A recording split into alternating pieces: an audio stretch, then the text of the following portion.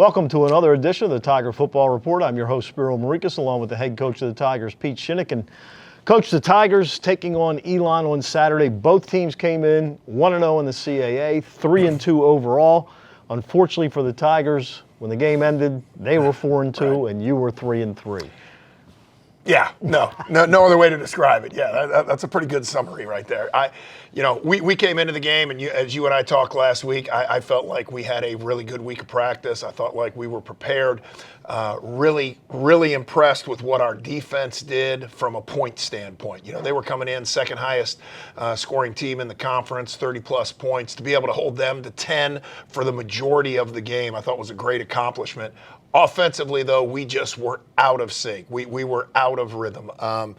First three plays, we get about 15 yards, drive down, moving the ball, and then a little late.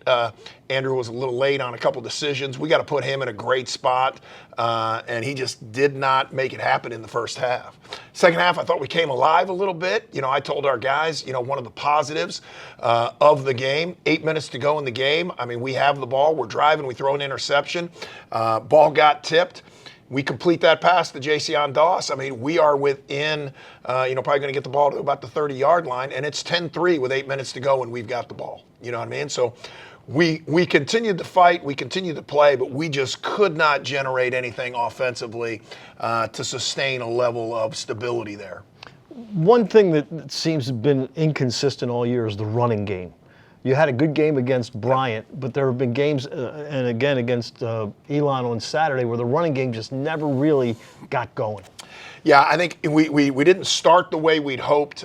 We had a couple of open opportunities in the run game, and then missed the hole or didn't hold the block long enough.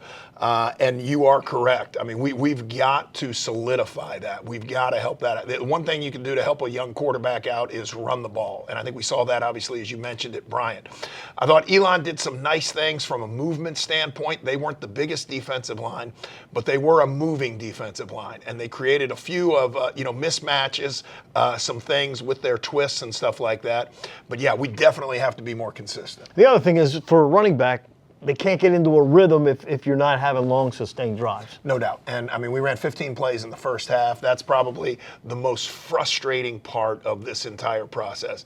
We never really had the opportunity to get going. We never really gave ourselves a chance. Now, again, like I said, our defense, I thought, did a great job from a point standpoint. We got to get off the field, though. They, I think, were 7 of 10 on third down conversions in the first half. We got to be able to get off the field. We got to be able to get the ball back to the offense. Well, this week is homecoming, and there could be fireworks come Saturday afternoon. The one thing you can look at is, first of all, you're playing the number one offensive team in the country. Yep. They're only averaging 576 yards a game, which is like a Madden video game. It really is, yeah.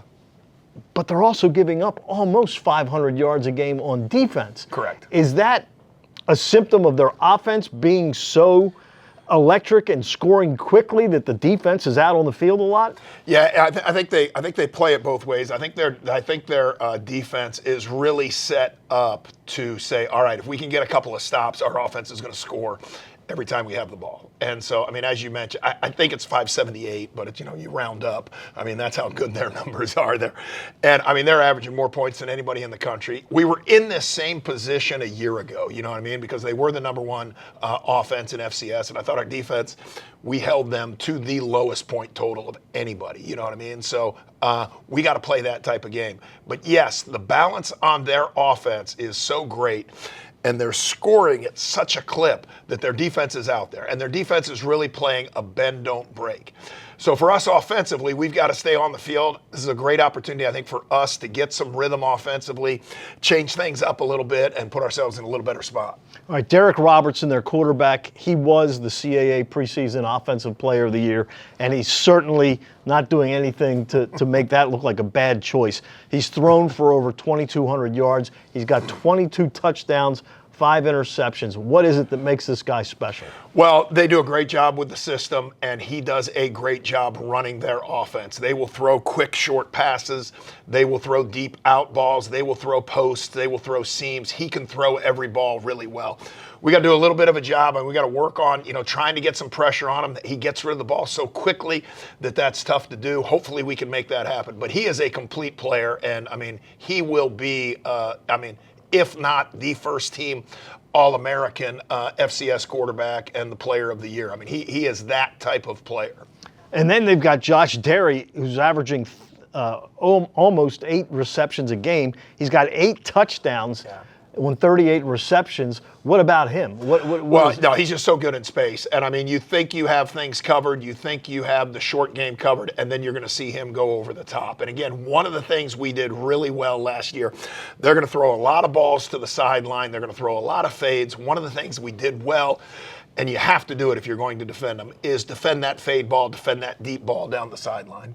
They also run the ball very well. Yeah, I think their running back was a CAA Offensive Player of the Week last week. So, they're going to come at you from all avenues. I think their O-line has gotten better from it was a year ago.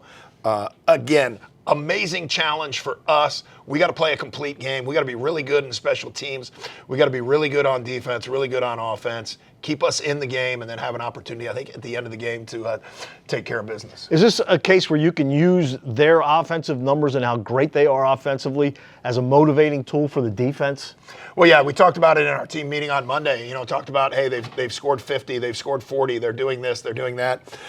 And then reminded our guys what they had done coming into the game before, our game last year. They had scored 63, 55, 45. And again, we held them to 14. So they're obviously very aware that a year ago we held them to 14. So I think they're going to do as much as they can, obviously, to put themselves in a great spot. But still, I think it gives us confidence that, hey, we've got a little bit of a rhythm. If we can get a little bit of a rhythm, we can take them out of maybe some of the things they do and keep the points totals down. All right, so the Tigers and the Monmouth Hawks in action, Johnny Unitas Stadium, 2 o'clock Saturday afternoon. Gordy and I will have the call for you on Monumental Sports. But come on out. It's homecoming. It's always a great day. Weather's supposed to be good. We hope to see you at Johnny Unitas Stadium. For the head coach of the Tigers, Pete Shinnick, I'm Spiro Marikas. Thanks for tuning in to another edition of the Tiger Football Report.